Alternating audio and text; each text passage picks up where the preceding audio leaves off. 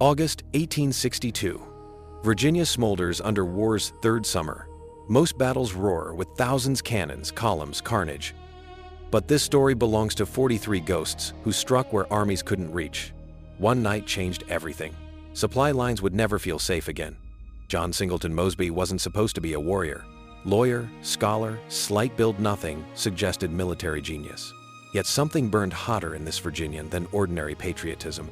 He recognized conventional warfare failing the South. Victory demanded different weapons.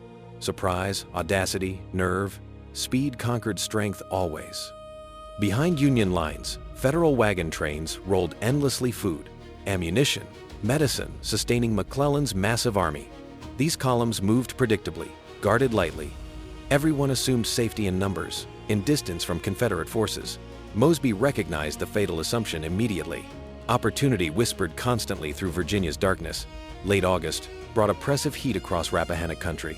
Dust choked roads. Soldiers sought shade instead of vigilance. Mosby assembled his chosen men, not the largest force, but the deadliest. Each ranger knew instinctively, boldness compensates for numbers. Tonight theory became legend. Myth became reality. 43 riders gathered at twilight silently. No uniforms identified them. Clearly deliberate strategy. Deadly tactic.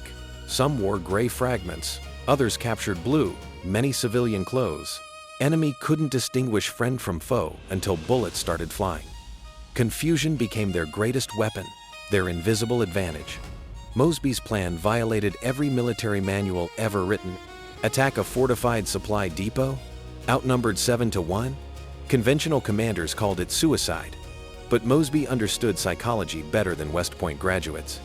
Fear multiplies exponentially in darkness. Chaos paralyzes even trained discipline. Surprise conquers numbers. Consistently, the target, Rappahannock Station, where Union supplies accumulated before distribution across McClellan's armies. 300 soldiers guarded warehouses bulging with provisions. Sentries walked predictable patterns. Officers slept confidently inside comfortable quarters. Nobody expected raiders penetrating this deep behind Federal lines. Darkness fell completely. Mosby's Rangers moved silently through familiar woods. Every man knew these Virginia forests, intimately childhood hunting grounds, now transformed into deadly battlefields. Trees concealed their approach perfectly. Confederates became shadows among shadows. Federal campfires blazed ahead, marking targets clearly visible. 22-year-old Private Samuel Chapman rode beside Mosby.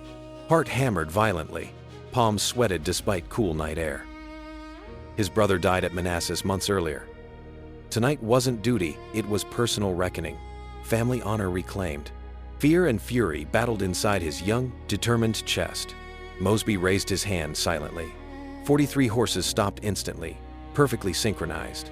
Through trees ahead, Union camp sprawled carelessly, wagons parked haphazardly, guards chatting lazily, weapons stacked casually. The scene looked peaceful, almost inviting. Death waited patiently for the signal's descent. "Remember," Mosby whispered, voice carrying strange, calm authority, "speed and noise are everything. They must believe we're regiments, not raiders. Shout, fire, charge, like thousands, follow behind. Make them feel surrounded, overwhelmed, hopelessly doomed. Panic does our work effectively." Chapman checked his revolver nervously. 6 rounds. How many Federal soldiers would die tonight? His hands trembled visibly. Mosby noticed, gripped the young man's shoulder firmly. "Your brother watches from heaven," he said quietly. "Make him proud tonight, Samuel. Virginia needs you fearless." The first shot cracked like lightning, splitting August stillness. 43 Rangers erupted from darkness, screaming rebel yells that curdled blood. Horses thundered forward violently. Revolvers blazed continuously. To startled Union soldiers, entire Confederate regiments materialized from hell itself suddenly. Federal sentries fell before raising alarms. Others ran blindly, abandoning posts, seeking safety desperately. Officers stumbled from tents, half-dressed, confused, shouting contradictory orders nobody followed. Discipline evaporated instantly like morning mist. Trained soldiers became panicked, individuals concerned only with personal survival. Chapman rode straight into the camp center, firing methodically. One Union soldier raised hand surrendering. Chapman passed untouched. Another aimed a rifle. Chapman's bullet found him first. War simplified everything into terrible binary choices. Kill or die, victory or defeat, survive or perish. Mosby directed chaos like a conductor orchestrating symphony. He sent riders circling camp perimeters, maintaining illusion of vast numbers. Others seized wagon reins, turning supplies toward Confederate lines. Some herded prisoners efficiently. Every movement calculated, purposeful, devastating. Genius directing mayhem beautifully. Union Captain Richard Hayes tried rallying his men desperately. "Form lines, they're just raiders," he screamed hoarsely. Nobody listened anymore.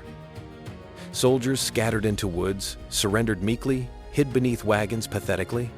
Hayes stood alone finally, revolver empty, facing 5 grinning, victorious Rangers confidently. Within 20 minutes, impossible victory became undeniable reality. 300 Federal soldiers stood disarmed, bewildered, humiliated. 43 Confederates controlled everything: warehouses, wagons, weapons, prisoners. Mosby counted losses: 0 killed, 2 wounded lightly. Mathematics of war never favored audacity more completely. But triumph brought new problems immediately. How do 43 men escort 300 prisoners safely? Confederate lines lay miles distant. Dawn approached rapidly. Federal reinforcements might arrive any time. Mosby faced the raiders' eternal dilemma. Greed invites disaster. Retreat ensures survival. Choose wisely. Mosby made decisions instantly, without hesitation. Take supplies, everything movable. Destroy what remains.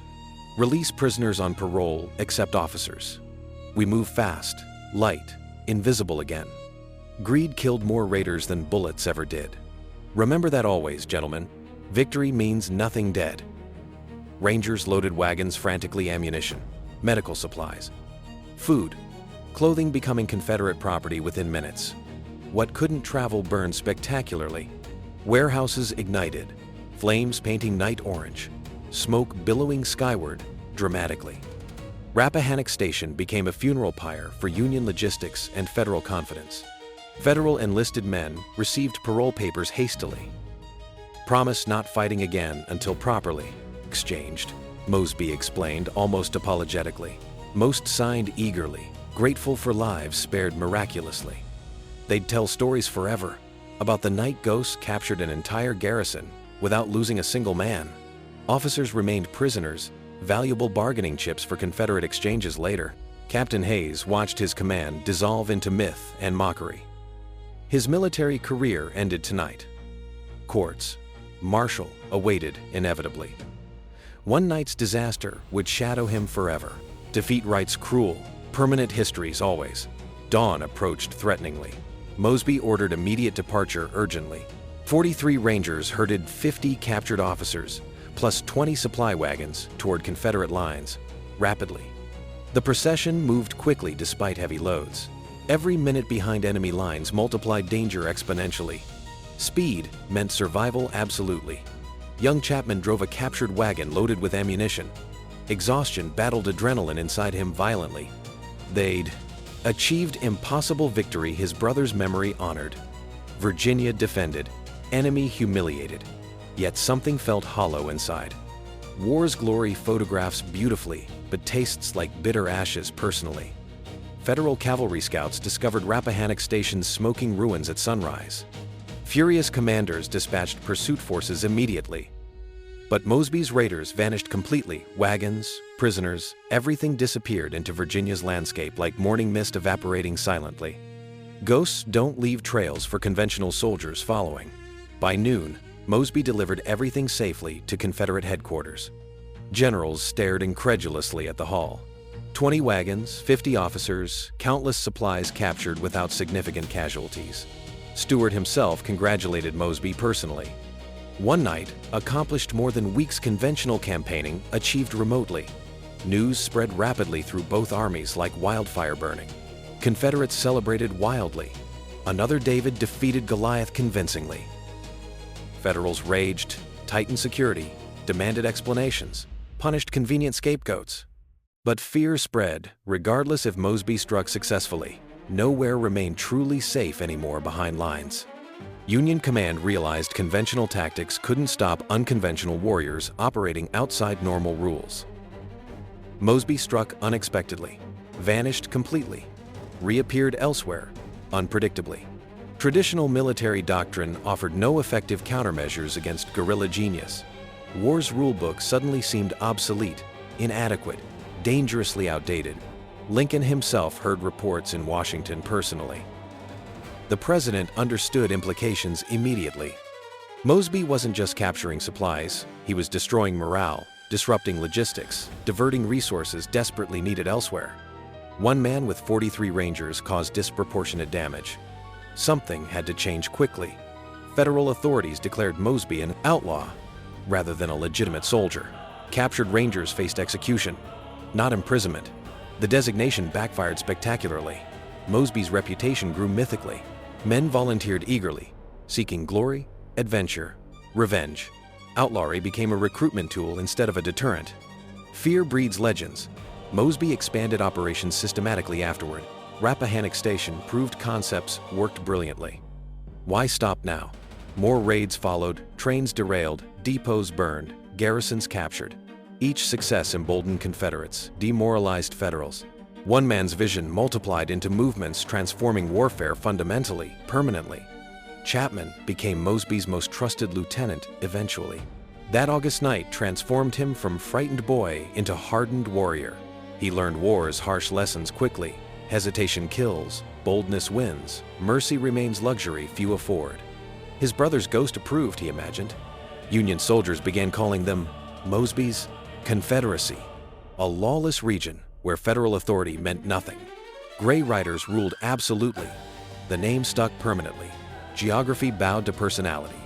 One man's will reshaped Virginia's landscape more than armies' movements did consistently. Historians debate Rappahannock Station's significance endlessly still. Some dismiss it as a minor skirmish, a footnote barely worth mentioning. Others recognize it as guerrilla warfare's defining moment-proof courage, intelligence, audacity defeat superior numbers reliably. Both perspectives missed the human dimension entirely. For 300 Union soldiers, that night became life's defining trauma. They'd faced death, accepted surrender, lost honor. Some recovered eventually. Others never forgave themselves for capitulating. Shame outlasts physical wounds consistently. Memory tortures longer than bullets ever could possibly. For 43 Confederate Rangers, victory tasted glorious initially but complicated eventually. They'd become legends, heroes, symbols. But legends can't retire peacefully. Each subsequent raid risked tarnishing perfection. Success breeds impossible expectations. Glory imprisons as effectively as defeat does always. Mosby himself grew weary eventually. Constant danger, relentless pressure, endless decisions.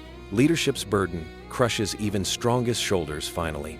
He fought through war's end, survived miraculously, practiced law afterward. But that August night remained forever, when everything seemed possible, when courage conquered. The captured supplies sustained Confederate forces briefly. 20 wagons couldn't reverse war's momentum permanently. But morale matters more than material sometimes. Southern soldiers believed again after Rappahannock Station. Hope survives on smaller rations than armies do. Belief feeds resistance powerfully. Federal responses evolved gradually afterward. More guards, better intelligence, aggressive patrols. Eventually, they adapted somewhat effectively. But Mosby always stayed one step ahead, anticipating countermeasures, adjusting tactics constantly. Chess match between conventional military and guerrilla genius continued relentlessly until war's final days. Modern special forces study Mosby's tactics still. Small units, surprise attacks, psychological warfare principles remain valid regardless of technology's advancement. Rappahannock Station demonstrated timeless truths. Courage multiplies force. Surprise paralyzes discipline. Audacity achieves impossible objectives. Lessons transcend centuries, generations, conflicts completely. The prisoners eventually returned home through exchanges. Captain Hayes resigned his commission rather than face court-martial. He opened a hardware store in Pennsylvania, never discussing that August night publicly. Some defeats remained too painful for words, too shameful for sharing. Chapman survived the war remarkably. He married, raised children, prospered quietly. Grandchildren begged for war stories. He obliged reluctantly. But Rappahannock Station he described differently, not as glory, but as necessary terror, not as adventure, but as survival. Virginia's landscape remembers nothing anymore. Fields where rangers gathered grow corn now. Rappahannock Station rebuilt, prospered, forgot completely. History leaves lighter footprints than we imagine. Only monuments preserve memory artificially. Nature erases human drama with relentless, indifferent efficiency. But in collective memory, that night lives permanently. 43 against 300. Audacity versus authority. Imagination defeating institution. The story resonates because it confirms desperately. Courage matters. Individuals shape history. Impossible remains merely improbable. Truth transcends centuries. Mosby's legacy extends beyond military achievements significantly. He demonstrated warfare evolves constantly. Yesterday's tactics become tomorrow's vulnerabilities. Adaptation determines survival more than tradition does. Institutions resist change. Individuals embrace it. That difference decides outcomes repeatedly throughout history. The raid revealed war's darkest truth clearly. Glory and trauma coexist inseparably. Same night making Mosby legendary destroyed Hayes completely. Victory and defeat represent identical events viewed oppositely. Heroes and victims emerge from same circumstances randomly, arbitrarily, unfairly. August 22nd through 25th, 1862, 4 days, encapsulating Civil War's complexity perfectly. Grand armies clashed elsewhere, while small bands rewrote possibilities. Conventional warfare dominated headlines while irregular tactics determined outcomes. History unfolds simultaneously on multiple scales. Did Rappahannock Station change the war decisively? Probably not directly overall, but it changed how both sides fought wars afterward. Federal forces diverted thousands, guarding supply lines desperately. Confederate commanders embraced irregular warfare enthusiastically. Small actions create large consequences. Mosby once said raids weren't about supplies captured, but about fear generated. Material losses could be replaced easily. Psychological damage persisted indefinitely. Every Union soldier wondered if Mosby might strike tonight. Fear taxes armies more than marching does. Anxiety exhausts completely. Chapman later wrote that Rappahannock Station taught a fundamental lesson. Nothing is impossible until proven impossible. Conventional wisdom said 43 men couldn't capture 300. Conventional wisdom was wrong. Limits exist mostly in imagination, not reality. Audacity expands boundaries. The burning warehouses illuminated more than Virginia countryside. They revealed conventional military thinking's vulnerabilities, exposed predictable security's weaknesses, demonstrated courage's multiplying power. Light spreads in darkness. Truth emerges from chaos. Sometimes destruction illuminates better than construction. Federal investigations concluded overconfidence caused disaster. Soldiers assumed safety. Officers neglected vigilance. Sentries relaxed discipline. Assumptions kill armies more efficiently than bullets. Complacency breeds vulnerability. Rappahannock Station became a textbook example of presumption's deadly cost historically. Confederate celebrations obscured deeper questions troublingly. Could irregular warfare win wars ultimately? Raids disrupted, but didn't defeat. Mosby captured supplies, but couldn't capture Richmond's salvation. Tactics brilliant in isolation don't constitute strategy. Rappahannock Station won battles. Yet the raid's psychological impact resonated beyond military calculations significantly. Southern civilians gained hope from Mosby's victories. Northern civilians questioned whether victory was achievable. Wars are won in minds before battlefields. Mosby understood that truth profoundly, deeply. Decades later, veterans from both sides met at Rappahannock Station reunions. Former enemies shared memories, compared perspectives, found common humanity. Chapman shook hands with men he'd terrorized. Forgiveness heals slower than wounds, but more completely. These reunions revealed war's absurdity clearly. Men who'd killed each other now laughed together, shared meals, exchanged addresses. Politics divided temporarily. Shared experience united permanently. They'd all been young, scared, following orders, surviving. Enemies become brothers. Historical markers stand near Rappahannock Station today. Tourists photograph them, read inscriptions briefly, move onward. Few comprehend the terror, courage, desperation those bronze words represent. History simplifies, plaques summarize. Truth gets lost. Memory demands more than monuments. The raid's lessons remain relevant perpetually. Technology changes, human nature doesn't. Fear, courage, confusion, determination. These constants transcend eras. Whether riding, horses, or piloting drones, warriors face identical challenges. Rappahannock Station speaks to every generation fighting. Mosby's Rangers demonstrated size doesn't determine significance. 43 men affected war's trajectory more than divisions did. Quality trumps quantity repeatedly. Skill defeats strength consistently. Intelligence conquers numbers reliably. These principles remain valid regardless of conflict scale. The captured officers spent months in Confederate prisons suffering. Some died there from disease, despair, deprivation gradually. Others survived, returned home, changed permanently. Captivity transforms men differently than combat. Helplessness teaches lessons victory and defeat never could. Chapman's descendants preserved his journals carefully. Yellowed pages describe Rappahannock Station in trembling handwriting. Fear bleeds through every sentence. Glory looks different, internally less heroic, more desperate. Real warriors rarely glorify war. They survive it, remember it, warn. August 1862 taught America harsh truths. Conventional thinking breeds conventional defeats. Rules exist until someone breaks them successfully. Impossible becomes probable when courage meets opportunity. 43 men changed history because they refused believing it couldn't change. Rappahannock Station reminds us that individuals shape events more than we acknowledge. Mosby wasn't destined for greatness, he chose it. Chapman wasn't naturally brave, he became brave. History awaits those willing to seize moments when they appear. Opportunity favors the audacious always. Tonight, darkness falls over Rappahannock country exactly like it did then. Listen carefully, and maybe you'll hear hoofbeats echoing across time, 43 riders galloping toward impossible victory, toward legend, toward history. Their courage whispers still, dare greatly always.